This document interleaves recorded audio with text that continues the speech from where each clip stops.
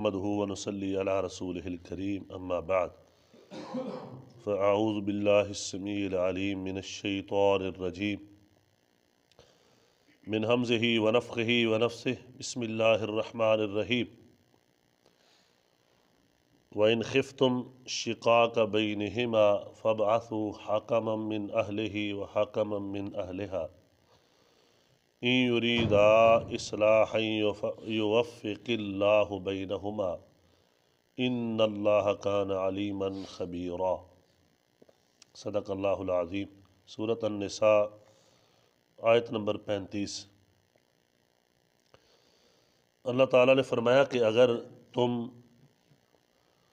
میاں بیوی کے درمیان اس بات کا خوف کھاؤ کہ ان کا جھگڑا ہے، نچاکی ہو جائے گی اور ان کے درمیان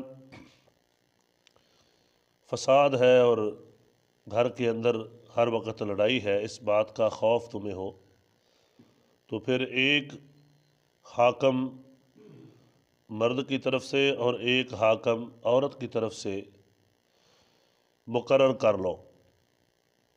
ان یریدا اصلاحا، اگر وہ دونوں صلح کی کوشش کریں گے، مرد کی طرف سے جو آدمی ہوگا اور عورت کی طرف سے، دونوں اگر ان کا ارادہ یہ ہوگا کہ صلح کروانی ہے، یوفق اللہ بینہما، تو اللہ تعالیٰ ان دونوں کے درمیان صلح کی جو کیفیت ہے اس کو پیدا فرما دے گا، اللہ تعالیٰ اس کی توفیق دے دے گا۔ تو یہاں ان کے ارادے پہ اللہ تعالیٰ نے اس کو چھوڑا ہے کہ اگر صلح کروانے والوں کا ارادہ خالص ہے تو اللہ بھی اس میں راستہ پیدا فرما دے گا۔ تو یہ بہت بڑی بات ہے کہ جب بھی کوئی شخص ایسے معاملے میں انوالو ہو تو اس کو پوری نیک نیتی کے ساتھ کوشش کرنی چاہیے، پھر اللہ تعالیٰ کی مدد آتی ہے اور اللہ تعالیٰ اس کو توفیق دے دیتا ہے۔ اور یہ بہت بڑی بات ہے کہ کسی کی صلح کروا دی جائے، اور خاص کر میاں بیوی کے درمیان جب نچاکی ہوتی ہے تو اس میں صلح کروانا یہ بہت بڑا عمل ہے، کیونکہ اس سے دو خاندان ٹوٹتے ہیں اور پھر بہت سارے مسائل پیدا ہوتے ہیں۔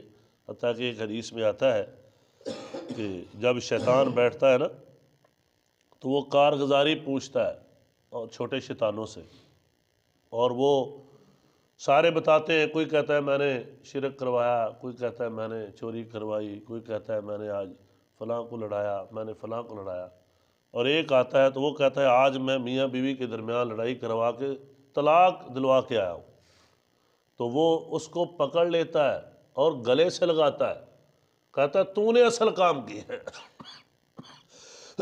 تو یہ بہت بڑا فساد ہے، اور فساد کو شیطان جو ہے پسند کرتا ہے۔ تو اس لیے اللہ تعالیٰ نے فرمایا کہ اگر ایسا کوئی معاملہ بن رہا ہو تو دو بندے، ایک عورت کی طرف سے اور ایک مرد کی طرف سے حاکم بنا کے ان کی صلح کی کوشش کریں۔ اگر ان کی صلح کی کوشش جو ہے نیت سے ہوگی تو اللہ تعالیٰ ان کی صلح کے پیدا فرما دے گا، معاملہ درست کر دے گا۔ ان اللہ کان علیما خبیرا، بے شک اللہ تعالیٰ جاننے والا اور باخبر ہے۔ اور ایک اور مسئلہ یہاں کہ کچھ لوگ تھے خوارج، جنہوں نے ایک نعرہ لگایا تھا ان الحکم الا للہ، کہ فیصلہ صرف اللہ کا ہے، اور اس کی بنیاد پہ انہوں نے حضرت علی رضی اللہ عنہ اور حضرت امیر معاویہ رضی اللہ تعالیٰ عنہ دونوں کو معاذ اللہ کافر قرار دیا تھا خوارج نے، اور انہوں نے کہا تھا کہ آپ نے یہ جو حضرت ابو موسیٰ عشری اور حضرت عمر بن عاص رضی اللہ تعالیٰ عنہما دونوں کو حاکم بنایا نا صلح کے لیے، انہوں نے بھی حاکم بنایا تھا کہ آپ فیصلہ کریں، تو یہ آپ نے غلط کیا ہے، حاکم تو اللہ ہوتا ہے۔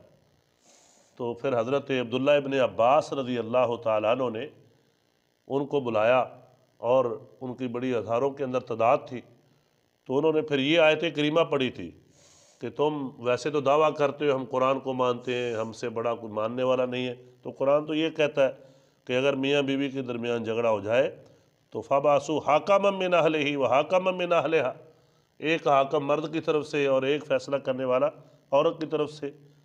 تو یہ قرآن کہہ رہا ہے، یہ تو خود اللہ کا حکم ہے کہ تم اپنے معاملات میں فیصلے کرو، وہ جو حاکم ہے اس کا منع اور ہے، تم غلط جگہ پہ وہ منع لے رہے ہو۔ تم قرآن کی غلط تفسیر کر رہے ہو۔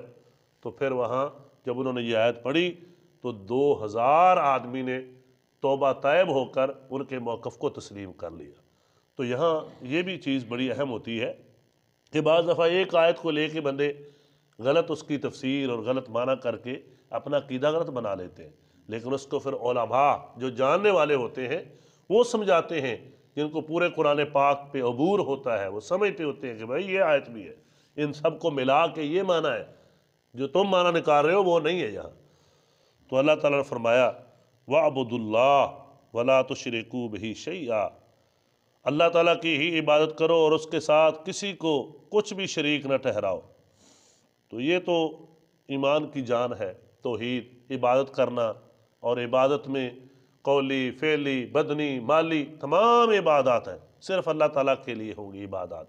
عبادت جو ہے دعا عبادت ہے، صرف اللہ سے کی جائے گی، اور اسی طرح نظر و نیاز عبادت ہے، اللہ تعالیٰ کے لیے ہی ہوگی، کیونکہ جو چیز بھی عبادت ہے وہ اللہ تعالیٰ کے علاوہ کسی کے لیے جائز نہیں ہے۔ تعظیم، ادب، احترام یہ اور چیز ہے، لیکن عبادت یہ اور چیز ہے۔ اللہ کے علاوہ عبادت کسی کی کرو گے تو پھر وہ شرک ہوگا، چاہے وہ بہت بڑی ہستی ہو، اللہ کا نبی ہو، اللہ کا ولی ہو، لیکن عبادت ان کی بھی جائز نہیں ہے۔ نبی کریم صلی اللہ علیہ وسلم نے یہی تعلیم دی، اور قرآن پاک نے بھی یہی فرمایا کہ صرف اللہ کی عبادت ہوگی۔ اور آگے فرمایا وَبِالْوَالِدَيْنِ إِحْسَانًا، اپنے والدین کے ساتھ اچھا سلوک کرنا، ان کے ساتھ بھلائی کرنا اور ان کے ساتھ نیکی کرنا، وَبِذِي الْقُرْبَىٰ، اور قریبی رشتہ داروں کے ساتھ احسان کرنا، وَالْيَتَامَىٰ، اور یتیموں کے ساتھ نیکی کرنا، وَالْمَسَاكِينَ، اور مسکینوں کے ساتھ نیکی کرنا، وَالْجَارِ ذِي الْقُرْبَىٰ، اور وہ پڑوسی جو قریبی رشتہ دار بھی ہوں ان کے ساتھ اچھا سلوک کرنا، وَالْجَارِ الْجُنُبِ، اور وہ پڑوسی جو اجنبی ہیں، آپ کے رشتہ دار نہیں ہیں، اس کے ساتھ بھی اچھا سلوک کرنا، وَالصَّاحِبِ بِالْجَنْبِ، اور پہلو کا ساتھی، یعنی اگر آپ سفر کر رہے ہیں تو آپ کی سیٹ پہ جو بیٹھا ہے وہ بھی آپ کا کچھ دیر کے لیے ہمسایہ ہے، تو اس کے ساتھ اچھا سلوک کرنا، اس کے ساتھ لڑائی نہیں کرنی، اس کے ساتھ اچھے سلوک سے جانا۔ وَابْنِ السَّبِيلِ، اور کوئی مسافر ہے تو وہ آپ کے پاس آ گیا ہے تو اس کے ساتھ اچھا سلوک کرنا۔ وَمَا مَلَكَتْ أَيْمَانُكُمْ، اور وہ جن کے تمہارے دائیں ہاتھ مالک ہیں، یعنی اپنے غلام و لونڈیوں کے ساتھ، ماتحت جتنے بھی ہیں وہ اس میں آ جائیں گے، ماتحتوں کے ساتھ اچھا سلوک کرنا۔ إِنَّ اللَّهَ لَا يُحِبُّ مَنْ كَانَ مُخْتَالًا فَخُورًا، بے شک اللہ تعالیٰ پسند نہیں کرتا تکبر اور غرور کرنے والوں کو۔ یہ تکبر ہوتا ہے نا کہ بندہ کہ اس کی کیا حیثیت ہے، میں فلاں ہوں، یہ میرا ماتحت ہے، اس کو گالیاں دیتا رہے سارا دن، تو یہ تکبر ہے، غرور ہے۔ ہمسایوں کو تنگ کرنا، اور اسی طرح کوئی غریب آدمی ہے اس کو تنگ کرنا، مسکین کو، یتیم کو، تو یہ تکبر اور غرور ہے۔ اللہ تعالیٰ فرماتے ہیں کہ میں اس کو پسند نہیں کرتا۔ الذین یبخلون ویأمرون الناس بالبخل، وہ لوگ جو بخل کرتے ہیں، بخیلی، کنجوسی جس کو ہم کہتے ہیں، اور لوگوں کو وہ حکم دیتے ہیں کنجوسی کرو۔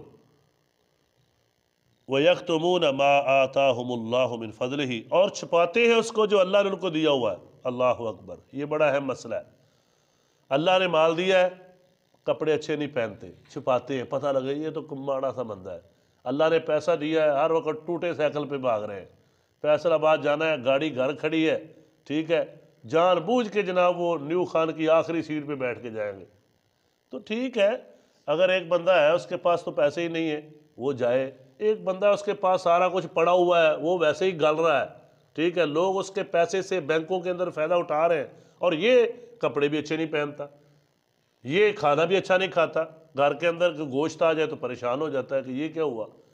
تو یہ ہے ہمارے معاشرے میں، میں نے اپنی آنکھوں سے دیکھے ہیں، کروڑوں پتی لوگ ہیں لیکن وہ خرچ کرنے کے لیے اپنی جان پہ بھی نہیں، وہ ان کا دل ہی نہیں ہے، یہ بخل ہے۔ اللہ تعالیٰ نے فرمایا، اللہ تعالیٰ نے اللہ اکبر جو الفضل دیا ہوا ہے اس کو چھپاؤ نہیں، جو اللہ نے دیا ہے اس کے مطابق اللہ کی نعمت استعمال کر کے الحمدللہ کرو کہ اللہ تو نے مجھے دیا۔ اور ایک حدیث بھی ہے، رسول کریم صلی اللہ علیہ وسلم نے فرمایا، اللہ کسی کو مال دے نا، پھر وہ مال خرچ کرے اپنے آپ پہ، اپنے گھر والوں پہ، تو اللہ تعالیٰ کی نعمت استعمال کرنے کے بعد جب وہ شکرانہ ادا کرتا ہے تو اللہ خوش ہوتا ہے کہ دیکھو میں نے بندے کو مال دیا، دولت دی، یہ اپنے آپ پہ، گھر والوں پہ خرچ کر رہا ہے اور میری تعریف کر رہا ہے کہ اللہ شکر ہے تو نے مجھے دیا ہے۔ تو جو بندہ ہر وقت چھپا کے رکھے گا تو یہ اللہ کو پسند نہیں ہے۔ ایسا آدمی بخیل آدمی ہے، کنجوس ہے، بخیلی بھی صحیح نہیں ہے اور فضول خرچی بھی ٹھیک نہیں۔ یہ بھی نہ ہو کہ اس کی طاقت کم ہے اور بہت زیادہ پھر خرچ کرے، یہ بھی دوسری جگہ پہ اللہ نے منع کی ہے۔ تو اللہ تعالیٰ فرماتے ہیں وَآتَدْنَا لِلْكَافِرِينَ عَذَابًا مُهِينًا، بے شک اللہ تعالیٰ نے کافروں کے لیے بڑا ہی ذلت والا عذاب تیار کیا ہوا ہے۔ وَالَّذِينَ يُنْفِقُونَ أَمْوَالَهُمْ رِئَاءَ النَّاسِ، وہ لوگ جو خرچ کرتے ہیں اپنے مالوں کو لوگوں کو دکھانے کے لیے، ریاکاری کے لیے، ریاکاری کے لیے مسجد میں دیا، ریاکاری کے لیے مدرسے میں دیا، ریاکاری کے لیے کسی یتیم مسکین بیوہ کو دیا، ریاکاری کے لیے لوگوں کو دکھانے کے لیے صدقہ و خیرات کیا، دیگیں چڑھا دیں، تو اللہ فرماتے ہیں وَلَا يُؤْمِنُونَ بِاللَّهِ وَلَا بِالْيَوْمِ الْآخِرِ، یہ نہ ہی اللہ پر ایمان رکھتے ہیں نہ آخرت پر ایمان رکھتے ہیں۔ وَمَن يَكُنِ الشَّيْطَانُ لَهُ قَرِينًا فَسَاءَ قَرِينًا، اور جس کا شیطان ہی پھر ساتھی بن جائے تو اس کا ساتھی برا ہی ساتھی ہے نا۔ تو یہ شیطان کروا رہا ہے کہ عمل تو کرنا ہی کرنا ہے، لوگوں کے لیے کر تاکہ تجھے اجر نہ ملے۔ وہ ہر جگہ پہ ایسے سمجھے کہ کڑکی لگا کے بیٹھا ہوا ہے کہ یہ اگر شرک نہیں کرتا نا تو اس کو اب ریاکاری کروا دوں، اب اس سے میں کوئی ایسا اور کام کرا دوں جو خلاف شرع ہے۔ تو وہ ہر جگہ پہ آپ کی نیکیوں کو تباہ کرنے کے لیے، برباد کرنے کے لیے اور گناہ کروانے کے لیے اپنی جو ہے وہ پوری سرگرمیاں جو ہے اس کو لگا رہا ہے اور پوری کوشش کر رہا ہے۔ ہم نے کوشش کیا کرنی ہے کہ شیطان کے خلاف، شیطان کی جو بھی سوچیں ہیں، شیطان کی جو چالیں ہیں، اس کے خلاف اپنی زندگی جو ہے اس کو گزارنا ہے، اپنا مشن بنانا ہے کہ شیطان کی نہیں ماننی، رحمان کی ماننی۔ تو یہ مومنوں کی ایک صفت ہے۔ اللہ تعالیٰ سے دعا ہے اللہ تعالیٰ ہم سب کو قرآن و سنت کے مطابق زندگی بسر کرنے کی توفیق عطا فرمائے۔ وآخر دعوانا ان الحمد للہ رب العالمین۔ یا رب لک الحمد کما ینبغی لجلال وجہک ولعظیم سلطانک۔ اللہم صلی علی محمد وعلی آل محمد کما صلیت علی ابراہیم وعلی آل ابراہیم انک حمید مجید۔ اللہم بارک علی محمد وعلی آل محمد کما بارکت علی ابراہیم وعلی آل ابراہیم انک حمید مجید۔ ربنا آتنا فی الدنیا حسنہ وفی الآخرۃ حسنہ وقنا عذاب النار۔ ربنا ظلمنا انفسنا وان لم تغفر لنا وترحمنا لنکونن من الخاسرین۔ مولا کریم سب بیماروں کو مکمل شفا عطا فرما، تمام اہل ایمان جو فوت ہو گئے ہیں جنت الفردوس عطا فرما۔ رب ارحمہما کما ربیانی صغیرا، رب اغفر وارحم وانت خیر الراحمین۔ ربنا اغفر لنا ولاخواننا الذین سبقونا بالایمان ولا تجعل فی قلوبنا غلا للذین آمنوا ربنا انک رؤوف رحیم۔